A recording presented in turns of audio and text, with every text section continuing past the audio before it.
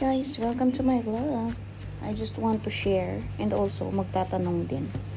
Sa palengke ba ngayon may mga libreng gulay pa ba? Kasi dito sa Hong Kong, pwede kang makahingi ng sibuyas at saka sibuyas dahon at saka coriander, ayan. O diba? Tapos ano pa yan, mga bago pa.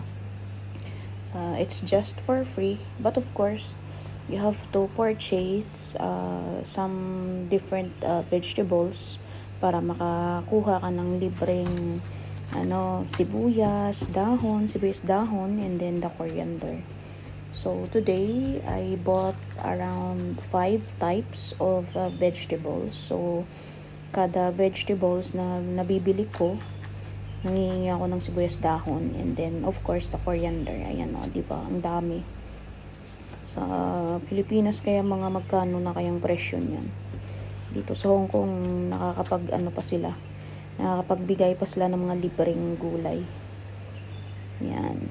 Di ba ang dami? Magkano na kayo ng magkano ngayon ang per gram ng sibuyas dahon tsaka coriander sa atin sa Pilipinas. Ayan. Mga bago pa yan. So I have to dry up para ilalagay ko sa fridge, ibabalot ko sa tissue.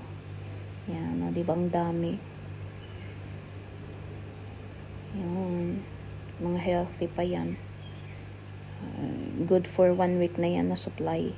But of course, if I purchase another vegetables, then I can gain more free sibuyas dahon. Ito pa, libre din pala ito. Kalimutan ko.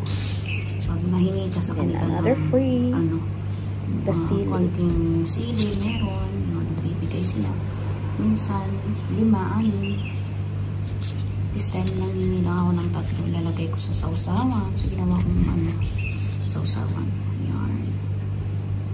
So, that's it. Thank you guys for watching, and God bless everyone.